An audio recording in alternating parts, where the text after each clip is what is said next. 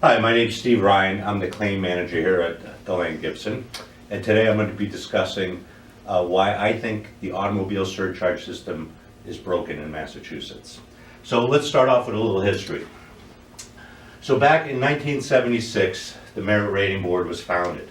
And what happened is an arm of the registry coupled with the insurance carriers to form the Merit Rating Board. Kind of a pet peeve of mine because as agents and insurance companies always get the bad rap for your increased premium when you have an at-fault accident.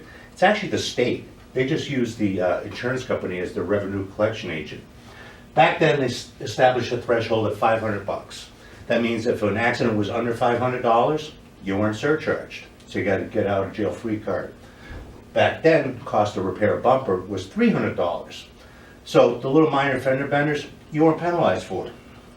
Fast forward to 2015, major revision. Just took them 39 years to get there. What they did is they increased the threshold to $1,000.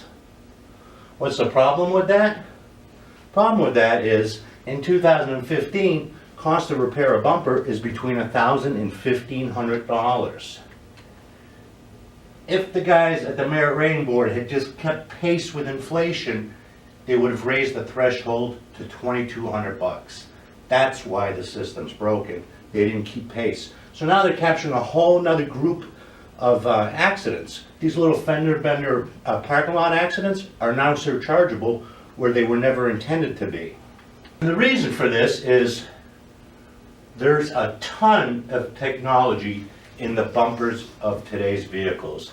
There's radars, there's cameras, there's ultrasound, all these things coupled with lane departure and warning systems that are incorporated into your vehicle. That's why it costs so much more. So the culprit is technology.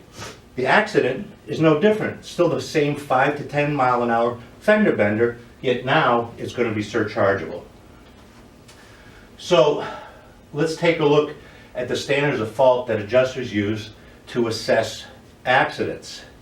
The point of perspective from the Merit Rating Board is you're deemed to be in control of your vehicle. Operative word, folks, your vehicle. They could care less what the other party's doing. Could be screaming down the road at 100 miles an hour. If you pull out from a side street and they hit you, you're at fault, not them. Doesn't matter what they're doing.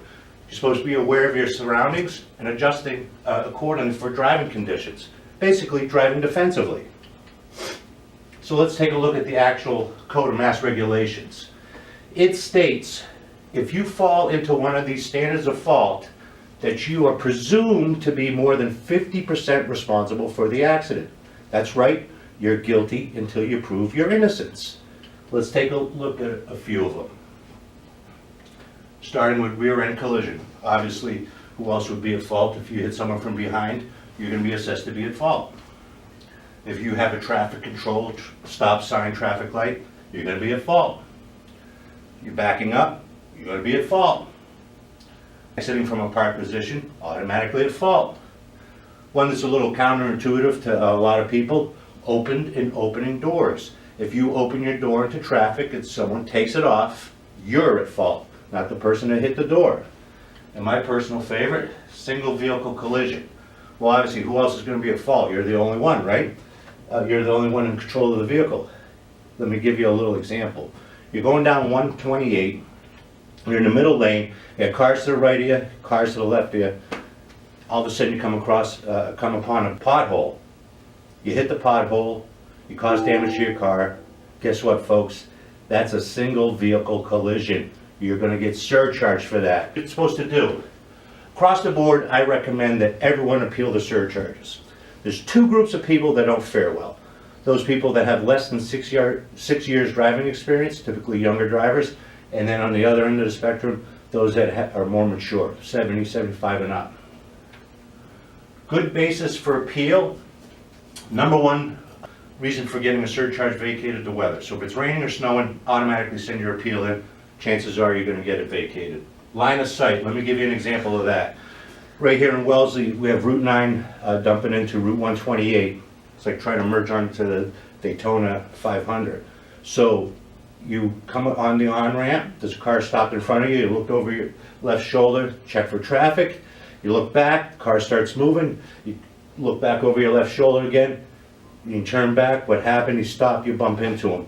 That type of situation, so technically a rear ender, but you're probably going to get that surcharge rescinded if you appeal it. Obstructed view, coming from a side street. I just had one of these the other day. There was a couple of cars parked here. You get in a situation where you have to keep edging out, and all of a sudden you're far enough out and the vehicle's coming, you stop, but he takes off your front bumper. You're at fault for that. So those are some of the bases for appeal. So I'm going to give you a little homework right now. The major thing you can do, if this system upsets you as much as it does me, the surcharge system, write your legislature. It's the law. This is the only way it's going to change. Unless we have public pressure on the state to change the system and keep it current with the times, it's going to remain like this. So if you like this video, check out my next video on what to do if you have a catastrophic property loss. Thanks and have a great day.